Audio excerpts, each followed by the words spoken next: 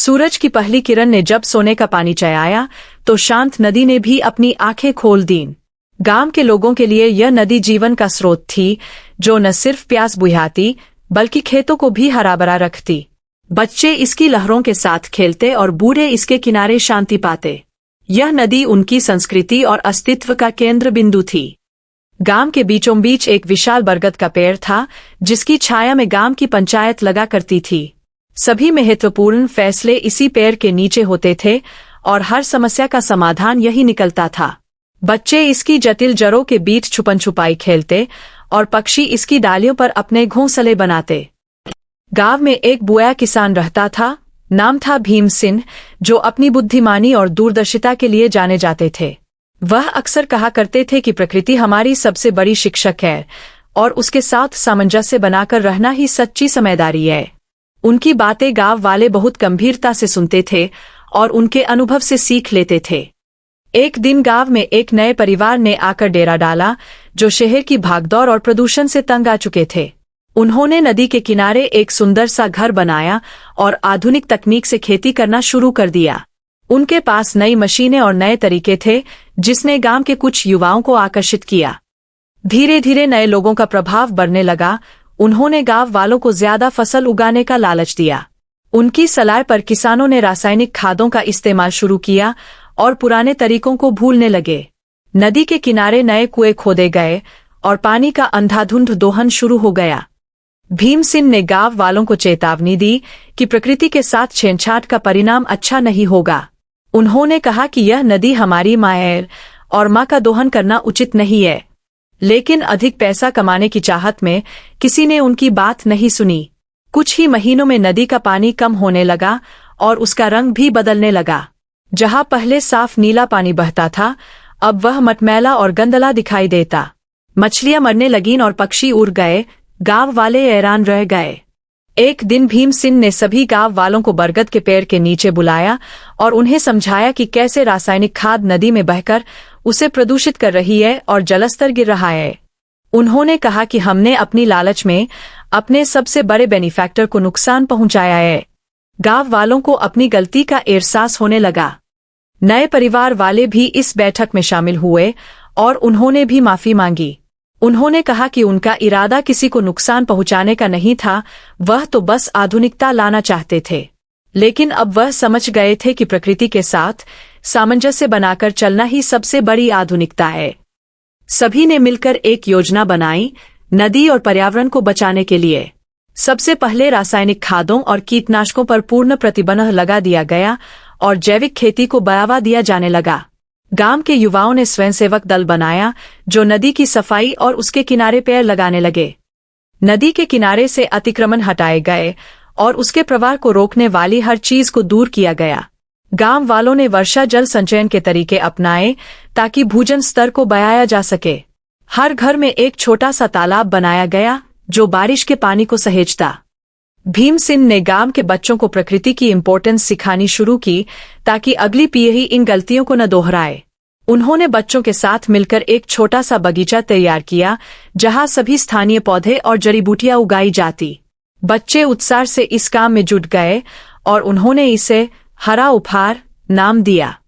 धीरे धीरे नदी में फिर से जान आने लगी। पानी साफ होने लगा और मछलियां वापस लौट आईं। सुबह सुबह पक्षियों की चहचहाहट फिर से सुनाई देने लगी और गांव की रौनक वापस आ गई।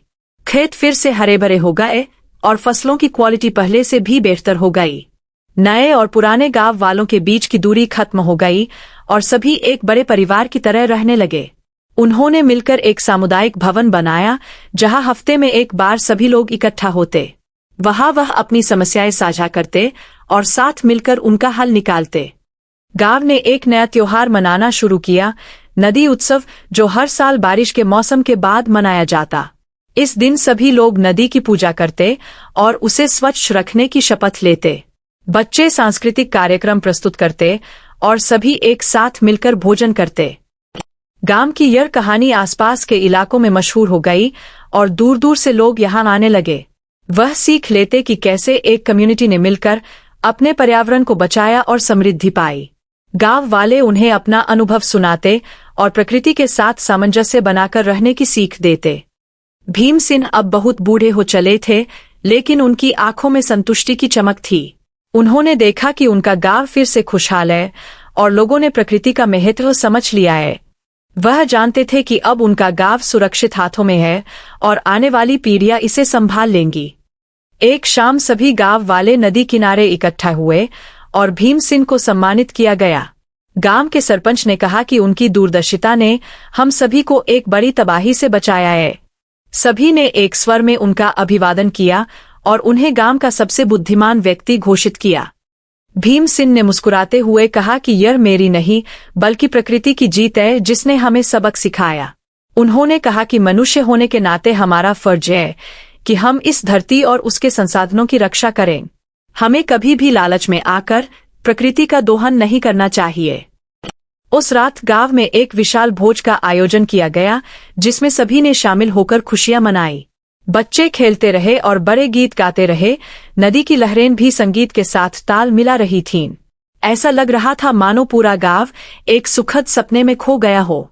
अगले दिन सुबह जब सूरज उगा तो उसकी किरणों ने गांव को एक नई ऊर्जा दी। सभी लोग अपने अपने काम में जुट गए, लेकिन अब उनके तरीके बदल चुके थे। वह प्रकृति के साथ मिलकर काम करते और उसका सम्मान करते।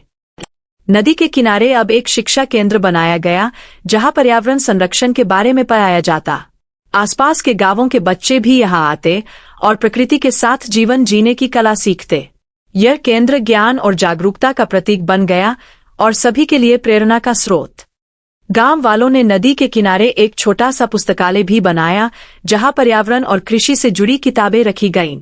हफ्ते में एक बार वहां पढ़ने की प्रतियोगिता होती और बच्चे नई नई चीजें सीखते। इससे उनमें पढ़ने की आदत विकसित हुई और ज्ञान का प्रसार हुआ। समय बीतता गया और गांव की प्रॉस्पेरिटी बढ़ती गई, लेकिन अब वह डेवलपमेंट और एनवायरनमेंट के बीच संतुलन बनाए हुए थे। उन्होंने साबित कर दिया कि विकास और प्रकृति दोनों साथ साथ चल सकते हैं। बस जरूरत है तो सही नजरिए और समर्पण की, ताकि दोनों के बीच सामंजस्य बना रहे। आज भी जब कोई नया परिवार गांव में आता है तो उसे सबसे पहले नदी और बरगद के पेड़ की कहानी सुनाई जाती। उन्हें बताया जाता है कि कैसे इस गांव ने अपनी गलतियों से सीखकर एक नई शुरुआत की। यह कहानी एक परंपरा बन गई है जो पीढ़ी दर पीढ़ी चलती रहेगी। भीमसेन अब इस दुनिया में नहीं है, लेकिन उनकी शिक्षाएं आज भी गांव में जीवित है। बरगद का पेड़ अब भी खड़ा है और उसकी छाया में बैठकर लोग फैसले लेते हैं। नदी अब भी बह रही है और गांव वालों का पालन पोषण कर रही है। यह कहानी हमें सिखाती है कि प्रकृति हमारी सबसे बड़ी दोस्त है और उसके साथ छेड़छाड़ करना हमें भारी पड़ सकता है। लालच में आकर हम जो भी गलत करते हैं उसका परिणाम हमें भुगतना पड़ता है, लेकिन अगर हम समय रहते सचेत हो जाए तो गलतियों को सुधारना संभव है। आइए हम भी प्रण लें कि प्रकृति का सम्मान करेंगे और उसे नुकसान पहुंचाने वाली किसी भी हरकत से बचेंगे। हम पेड़ लगाएंगे, पानी बचाएंगे और पर्यावरण को स्वच्छ रखेंगे, ताकि आने वाली पीढ़ियां भी इसकी सुंदरता को हमारी तरह ही अनुभव कर सकें।